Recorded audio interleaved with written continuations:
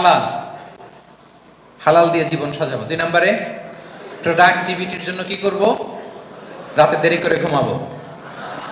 তাহলে আগে আগে ঘুমাবো, ফলে আগে আগে ঘুম থেকে জেগে কাজ শুরু করবো। 3 নম্বরে ফিতরা, মানে আল্লাহর দেয়া প্রাকৃতিক যে নিয়ম, মানে আলোর সাথে সাথে আমার জীবন শুরু, আলো নাই আমিও ঘুমাই পড়বো। কি বলেন? এত উন্নত দেশে তো তাই হয়। জাপানে আমি আগে আগে ঘুমায় পড়ে। ইভেন আমেরিকাতে আমি কয়েকবার গিয়েছি, অনেক অনেক শহরে 8টার পরে সুপার শপ বন্ধ, 8টার পরে ঘুম। আমরা হাঁটছি কোন দিকে? আমরা একটু নিজেদেরকে প্রশ্ন করি। তাহলে 3 নম্বর হচ্ছে ফিতরা বেসড যে লাইফস্টাইল, এটার দিকে আমাদেরকে ফিরে আসতে হবে। 4 নম্বর হচ্ছে মডেস্টি, শালীনতা।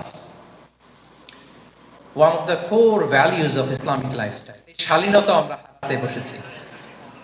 মডেস্টি বললে অনেকে শুধু কাপড় চোপড় নিয়ে চিন্তা করে যে ছোট কাপড় বড় কাপড়। Modesty is not about only clothing but also your behaviour, your dealing, your overall character. শুধু আপনি মডেস্টি শালীনতা বললে কাপড় চোপড় নিয়ে চিন্তা করবেন না। এটা আপনার মডেস্টি ইন ইউর স্পিচ, আপনার কথার মধ্যেও শব্দ চয়নে মডেস্টি থাকতে হবে, আপনার বিহেভিয়ারে মডেস্টি থাকতে হবে, আপনার ডিলিংসে মডেস্টি থাকতে হবে। এই শালীনতা আমরা হারাচ্ছি। তার বিপরীতে আমাদের সমাজে অশ্লীলতার প্রসার হচ্ছে, লাজুকতা হারিয়ে যাচ্ছে। লাজুকতা, লজ্জা শরম থাকা, এটা যে কত বড় নেয়ামত! যেই জাতি একবার এটা হারিয়ে ফেলে আর কোনো কিছু দিয়ে জোড়াতালি দিয়ে এটা তারা রিভাইভ করতে পারে না। এই যে ওয়েস্ট তো এখন যা যা আমাদেরকে শিখাইছে, যেটাকে আমরা স্ট্যান্ডার্ড মনে করি, আবার তারা ফিরতেছে। এই যে ডিভাইসের কথা বলছি না, আপনি অস্ট্রেলিয়ার খোঁজ খবর নেন, যারা খোঁজ নিয়েছেন তারা জানেন আন্ডার 16 কোনো বাচ্চা সোশ্যাল মিডিয়া ইউজ করতে পারে না অস্ট্রেলিয়াতে। 1 মাস অ্যাপ্লাই করে, কান্ট্রি ওয়াইড অ্যাপ্লাই করে দেখায় ফেলছে। Facebook, including Facebook, WhatsApp, Twitter, TikTok, 10টা অ্যাপস যেগুলো বাচ্চাদের মধ্যে এডিকশন নিয়ে আসে, এগুলো সব বন্ধ। জানেন এই নিউজটা? জানেন? মানে ফিরতেছে, উল্টা ফিরতেছে। এই যে শালীনতার কথা আমরা বলি, এটা হারাচ্ছে। রাসূল সাল্লাল্লাহু আলাইহি ওয়াসাল্লাম বলেন, যার শালীনতা নাই, ইযা লাম তাস্তাহি ফাসনা মা শি'তা, যখন তোমার লজ্জা শরম থাকবে না, যা মনে চায় তাই করো। শিশু মুহাম্মদ চলে গেল সেই বনু সাআদে।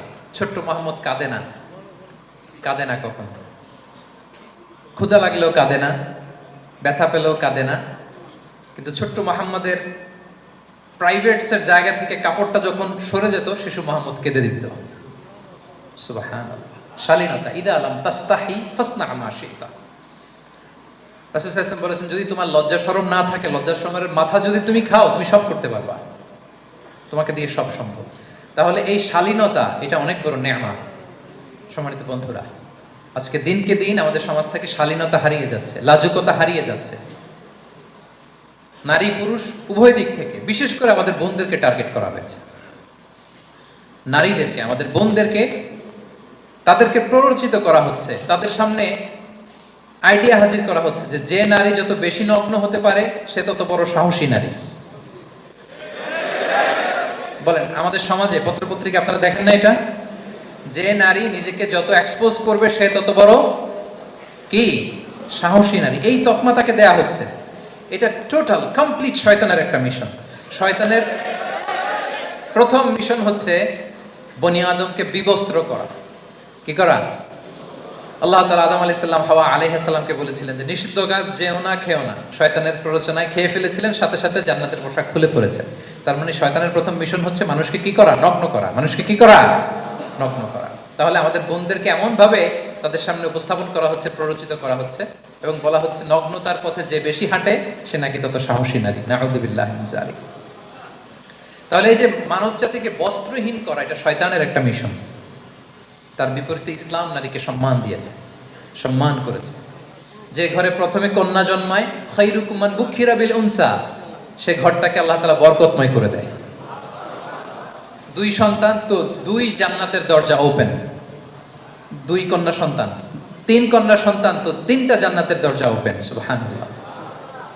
স্ত্রী হয়ে যখন ঘরে যাবে, যে ব্যক্তি তার স্ত্রীর কাছে সেরা, পরিবারের কাছে সেরা, সে সবার কাছে সেরা, সে আল্লাহর কাছে সেরা।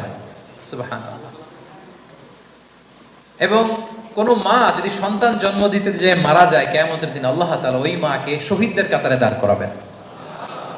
আর যদি সেফলি সন্তান ভূমিষ্ঠ হয়, আল্লাহ বলে মায়ের পায়ের নিচে ওই সন্তানের বেহেশত। সুবহানাল্লাহ। কিভাবে নারীর স্টেটাস মর্যাদাকে ইসলাম বাড়িয়েছে। এবং এই যে ইসলাম যে নারীকে যে ভিআইপি হিসেবে কনসিডার করে, হ্যাঁ, ইসলামের দেয়া নারীর ড্রেস কোড নিয়ে আমাদের অনেকের কত কথা, কত ক্রিটিক। এটা কেন করে?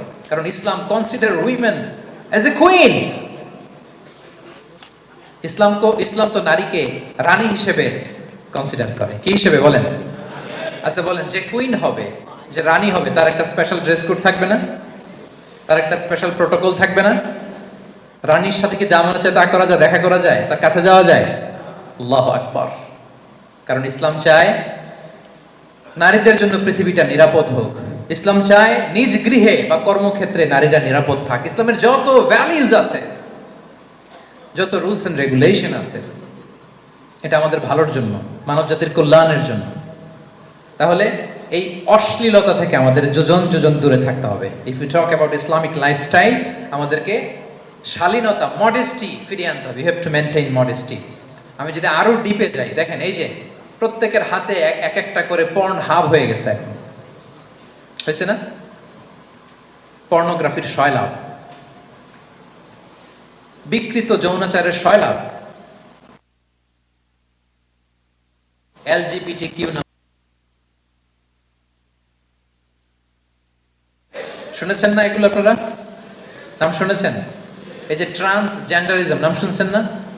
নিজের দেহ কাটাকাটি করে পুরুষ, 4 সন্তানের বাবা, এখন হঠাৎ করে বলে যে আমি মনে মনে নারী, তো সোসাইটি যেন আমাকে নারী স্বীকৃতি দেয়।